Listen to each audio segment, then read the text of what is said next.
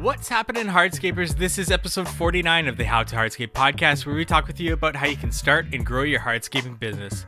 And today we're joined by Frank Bourque. He's a landscape coach and consultant, and he was on an earlier episode of the How to Hardscape podcast, the last episode of last year, and he comes back today to talk with us about 5 steps to becoming more lean and efficient in your business. He leads the Landscape and Hardscape Business Success Summit at the beginning of the year, and now has a new summit, the Home Service Super Summit, and it's going to start later this week, June 11th to the 14th. And you can head on over to homeservicesupersummit.com/landscaping to sign up for free. And Frank's going to talk with us a little bit more about that later in this episode. So without further ado, here's our interview with Frank Bourque.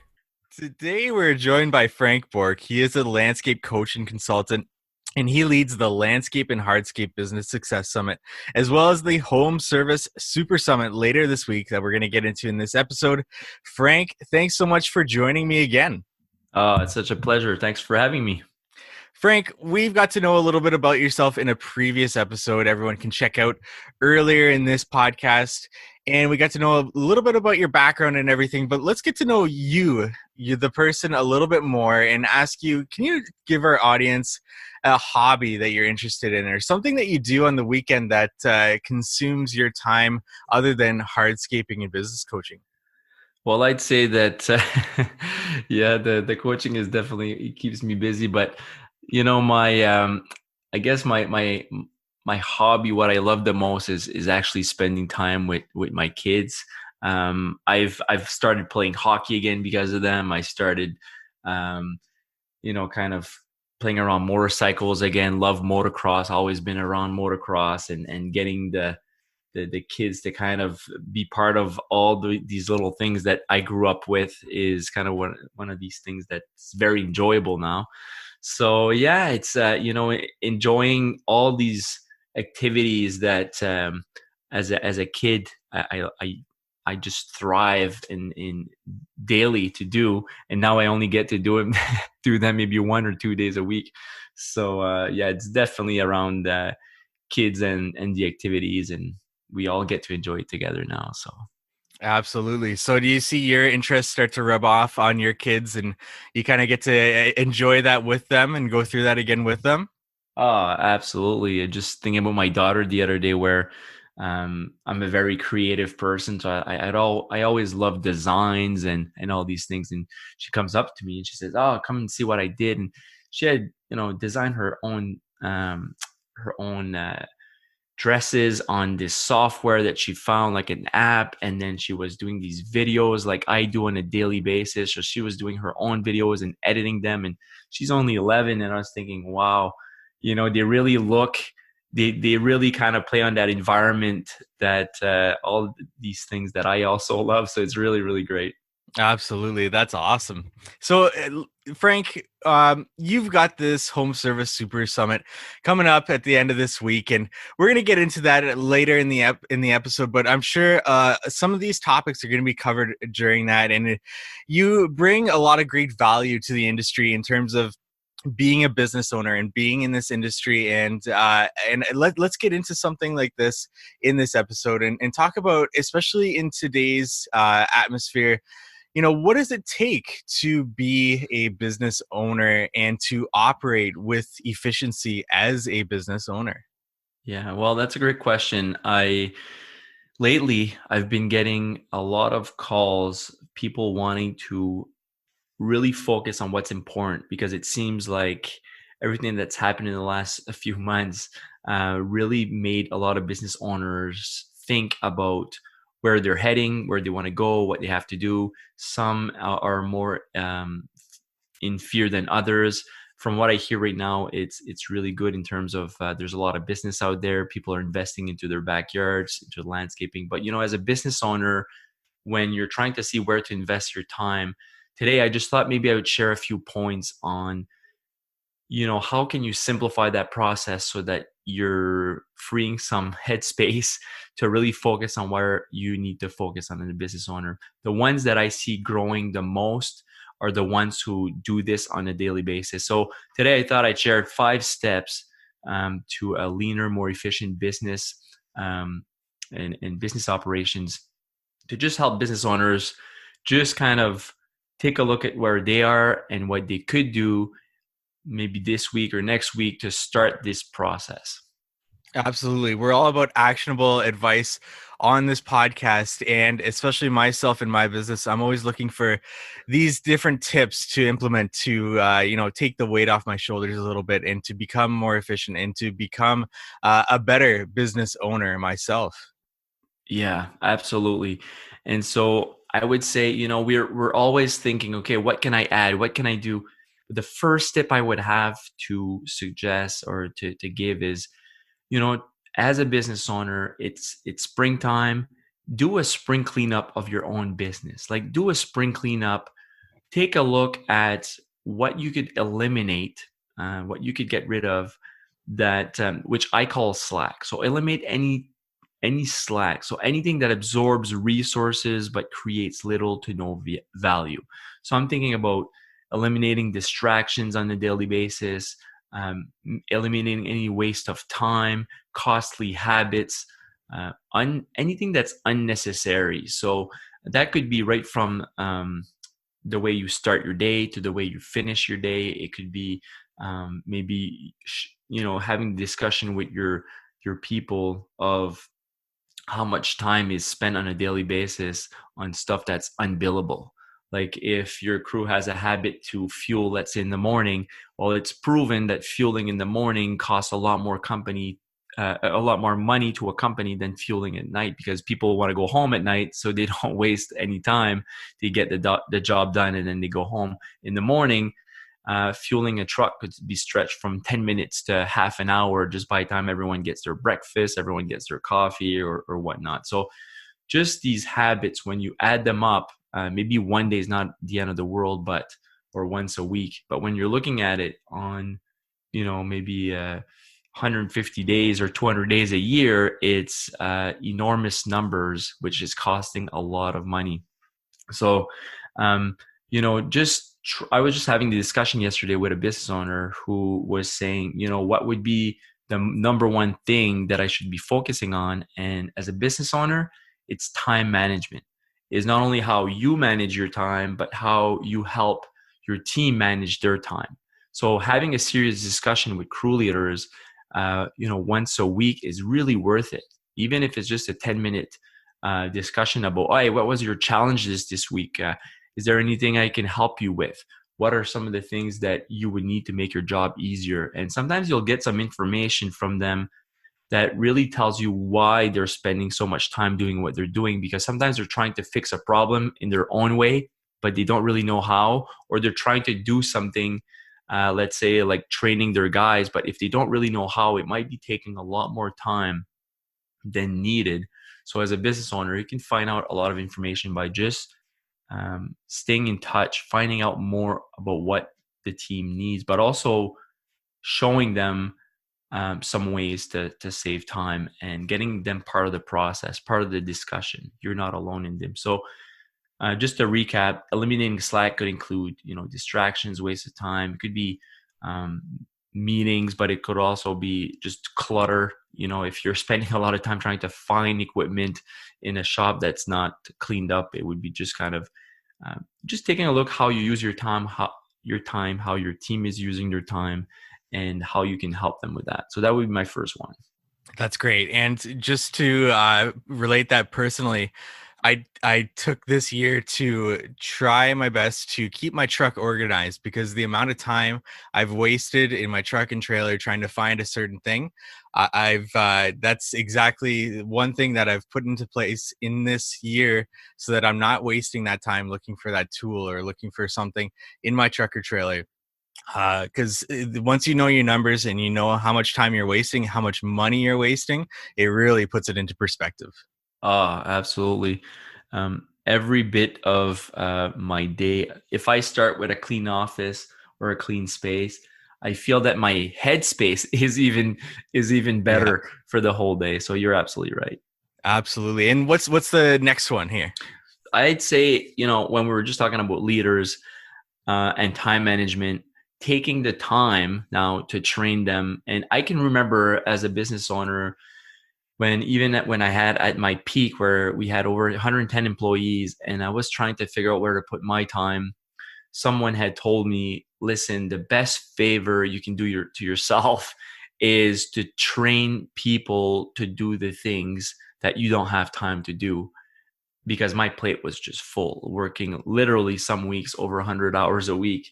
Um, so delegation is a big part of it, but in order for this process to take place, you need to invest time in training. I was having a discussion with a client of mine in Pittsburgh last week, and I said, well, what's heavy on your shoulders right now? He said, well, I have to spend a few days a week just working in the office and doing some office work and QuickBooks and all these things that I don't really like to do. And he had just brought in his a new employee, very, very capable, a guy who's worked in accounting all his life or in this area. He was good with numbers. I'm like, well, how much time would it take you to train this person? And he's like, probably 2 full days.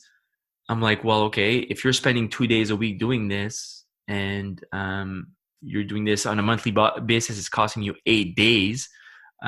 So over 60, 70 hours at least. I said, well, why don't you just train this person, take 12 hours or 14 hours of your time, train them, and then you've automatically saved yourself, over 60 hours this week or this month. And he had never really done the math, but I said over the year, that's, for the whole year, that could be, that could represent anywhere from 400 to 500 hours of your time. And so he then realized, wow, it's all about just spending your time wisely and making time to train your leaders properly, and it doesn't take much sometimes, but I do understand it's hard to free up the time to do it. But when you think of it this way, how much time is going to save you, then you're going to be able to leverage your time and do this over and over and over again and grow your team. I love the way you break that down and really think of it in that perspective where, as a business owner, we're go, go, go. And we don't really look at the time that's, lost or can be regained by training somebody else because we just want to get it done or anything like that. And just to be able to take a breath, take some time to train somebody to take that off your plate can free up so much time. Oh, yeah. And when I started doing that in my own business, because we had a hard time in 2008, 2009, when the economy crashed, we had to restructure the whole business. Well, we started with this, how we spent our time and who we trained.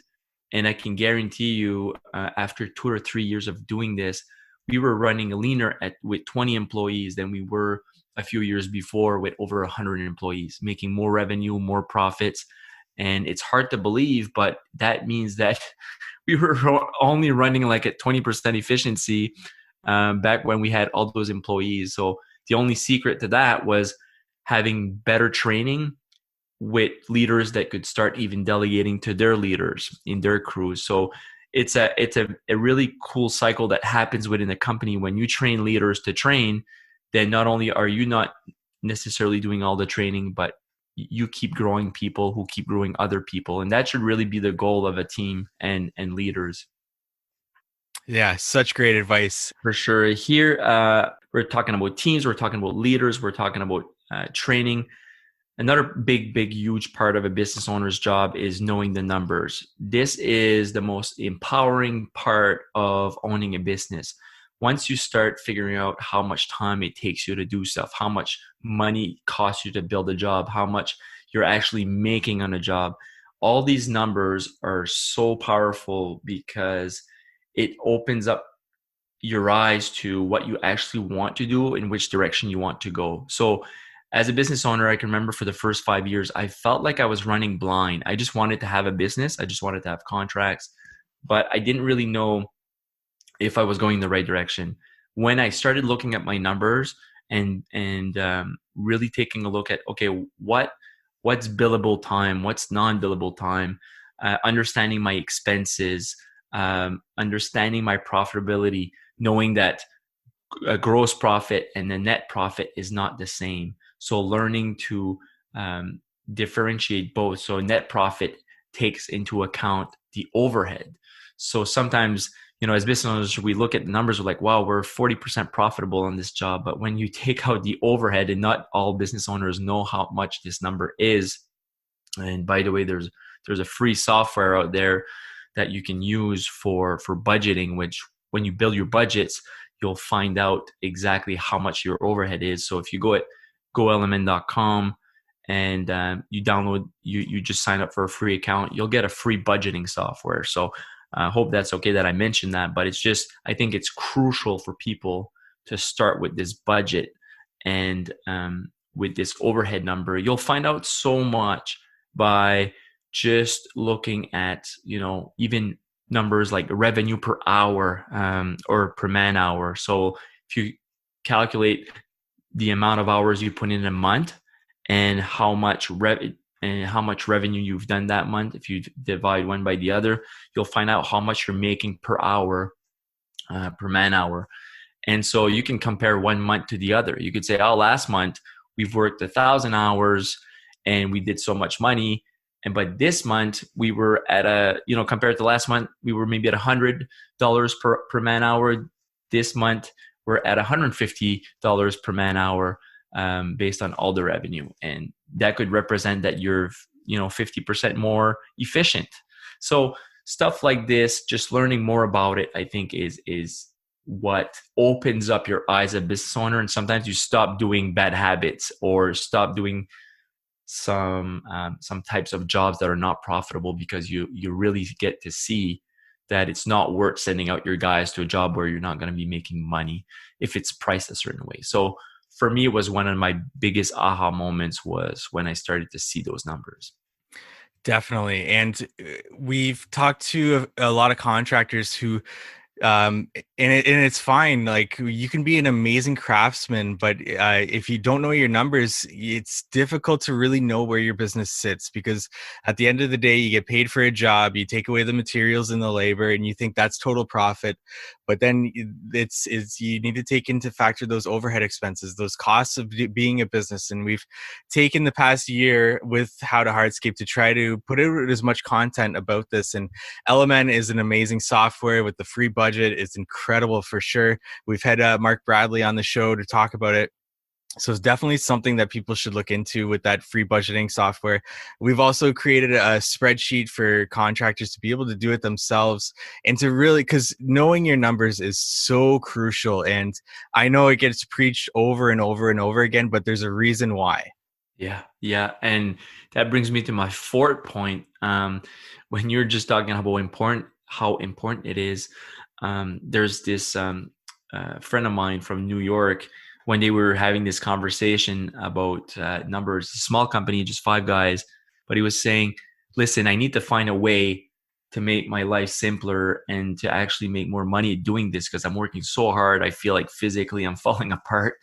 And so I said, well, let's run the numbers. And I could see the worry in his eyes, because for him, he didn't feel like he was making that much. He was just kind of surviving in terms of like making enough money to pay his guys, pay his salary, and to pay his equipment. But then I started doing the math of how much, how many jobs he was doing, let's say for installing patios and slabs and pool patios. And I noticed that he was always using slabs in large pieces. And I'm like, man, you're going to tire yourself out doing retaining walls and large patios with large slabs. I said, did you ever think of investing in a piece of machinery that would help you? He says, oh man, I don't want more debt. Like, I have enough payments per month and all that stuff. But when we did the math, we were talking about some suction equipment, a machine that could install 700 square feet per hour. And this machine was about 35,000 US. But when we did the math on it, it was actually only going to cost him over 5 years using it 2 days a week. It was only going to cost him $9.50 an hour to run that machine. He actually paid that machine in just over 2 months, because he was doing so many of these jobs. And over the course of 2 years, almost 3 years, he doubled his business. So, and he didn't have more guys, didn't have more overhead. He just had one piece of machinery that helped him produce twice the revenue, over twice the revenue. So, it's stuff like this that it's so worth doing sometimes. And if you're like me, I didn't like numbers. Like as a business owner, that's one of the things that I really didn't like. I didn't like sitting down and doing math. I've never liked it in school, never liked it ever. But if you don't like it, then hire someone to sit down with you for an afternoon and start running numbers, or call someone who's done it. There's so many business owners out there that are willing to offer advice. I've noticed that some of my best mentors have just been someone that I've called up one day and said, listen, I really admire what you do. Could we have a coffee one day? And that coffee discussion, went from a coffee discussion to like becoming friends, and then getting some of the best advice ever. So I encourage people to reach out if they don't know how to do it or don't want to necessarily do it because they don't like it. There's people out there that can really help. Mm-hmm. And especially in a market that it's so difficult to find the right labor to help you, sometimes investing into a piece of machine that can replace a whole person, like I believe the Unilift that Yes, you are talking exactly. about in this Yep. situation. Yeah, it replaces like a full person, and it's reliable. It's going to be there on the job site when you want it, and it's going to work until you want it. It's a great trade-off.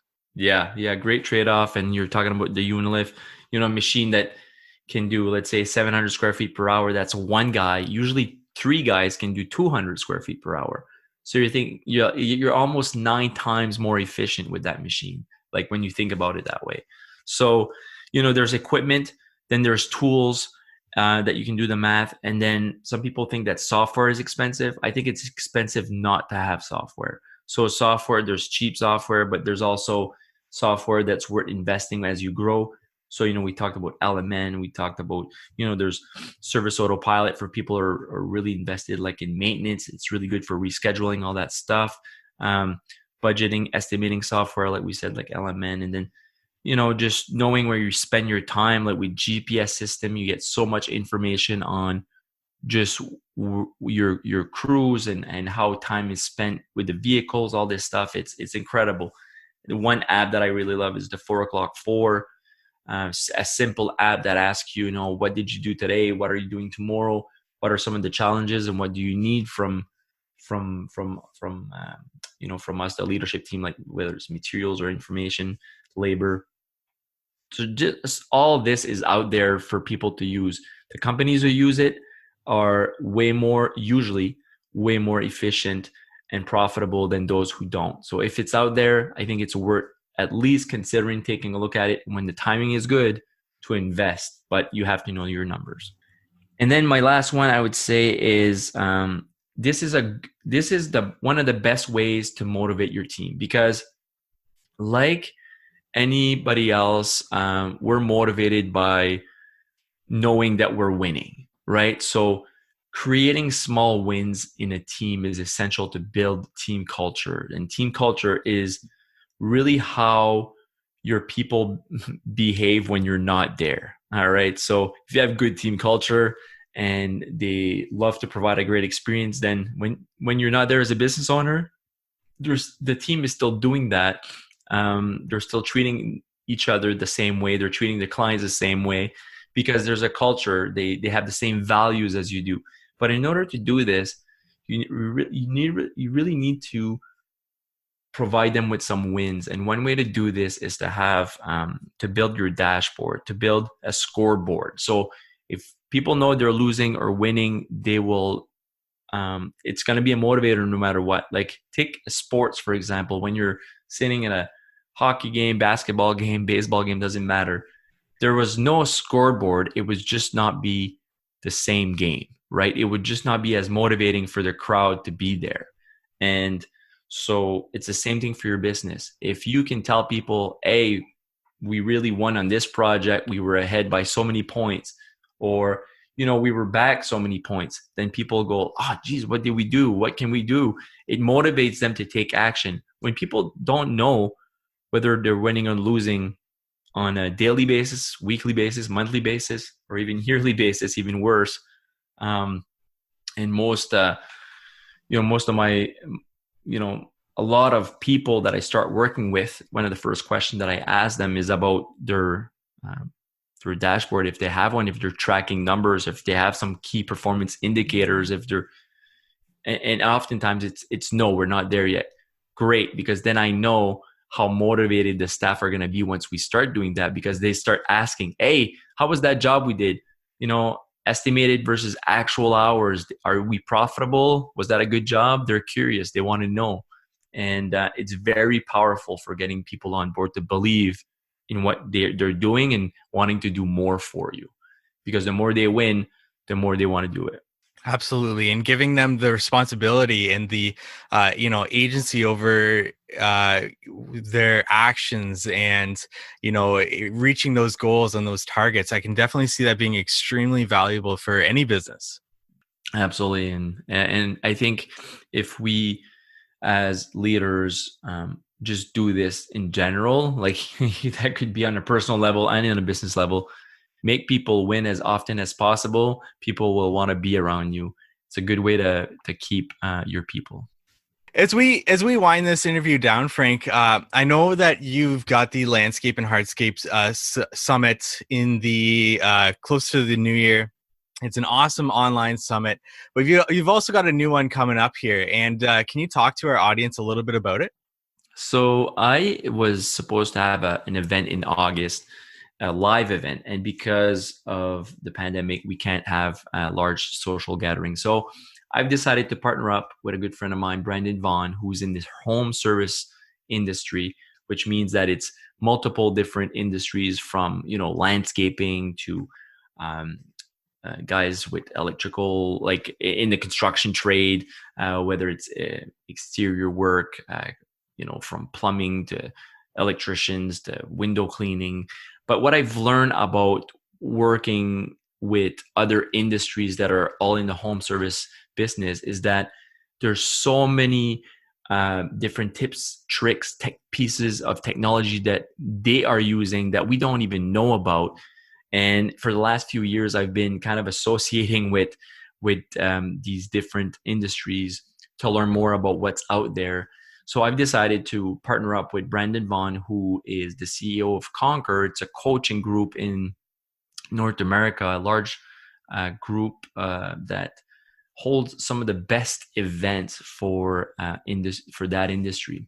And so I decided to partner up with him and bring some of our landscaping experts, such as George Avari, Chaz Moscarino, Jackie Hart, and Sam Gamble, but also find some of the people that have most inspired me as a business owner, like Michael Gerber, the author of The E-Myth, Brian Scudamore, the founder, CEO of 1-800-GOT-JUNK, a company that went from zero to like 300 million. Guys like Mike Michalowicz, who is the author of Profit First, Clockwork, Fix This Next. So many guys that have so much to offer to our industry, even though they might not even be in our industry.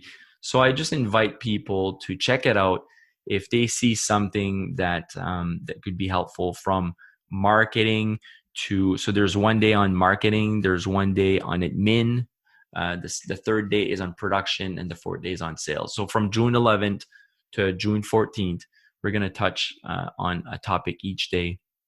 Then there's also going to be a Facebook group happy hour at the end of the day where people can share their stuff. There's going to be some bonus content, but over 40 speakers. And so we're just trying to, people can go check out the schedule, check out what the sessions are about.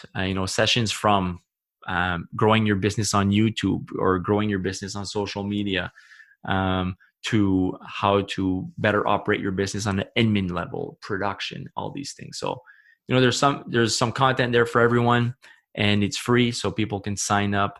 And so the email or the website is homeservicesupersummit.com/landscaping, and then we'll be able to know that your guests have come from that website.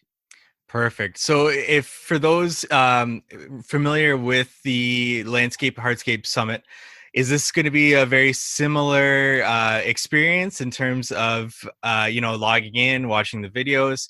And for our audience, you're listening on June 8th, which means you've got 3 days. Are they able to sign up after the fact, or should they sign up within these first 3 days?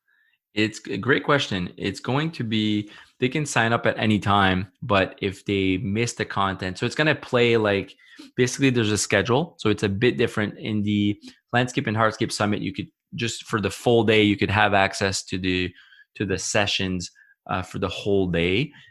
This time around, we have so many speakers, we had to play them back to back. So if you want to see, let's say the first session on June 11th at 12 p.m., that would be Keith Kalfas. Well, you could go to the calendar, which is on the website, click that one to add to your calendar as a reminder. So his session goes from 12 to 12:45, and then the next session starts at 12:45. So they're back to back, and so you can check out the schedule, check out all the speakers. Maybe if you want to pick just maybe 1, 2, or 5 speakers, you can add them to your schedule so you get your own reminders and you can just log in at the time where you want to check out the session. Awesome, Frank. And one more time, what's that link that we can go to? homeservicesupersummit.com/landscaping. The one with /landscaping is just more specific to landscapers. Incredible. Frank, thanks so much for all the value that you provide this industry. And especially during this episode, we thank you so much. It's an honor to be here, and thanks for having me again. Really appreciate it. Thank you for listening to today's podcast episode. Visit us at howtohardscape.com and let us know what you want to learn about in future episodes by reaching out to us on our social channels. We are at How to Hardscape on Instagram and Facebook, or send us an email, contact@howtohardscape.com. We'd love it if you subscribe to this podcast, left us a rating and review where you can. And once again, thank you for listening to all of these podcast episodes. And for those of you sharing it, it really helps us and we appreciate it so much. And we look forward to meeting with you next week on the How to Hardscape podcast.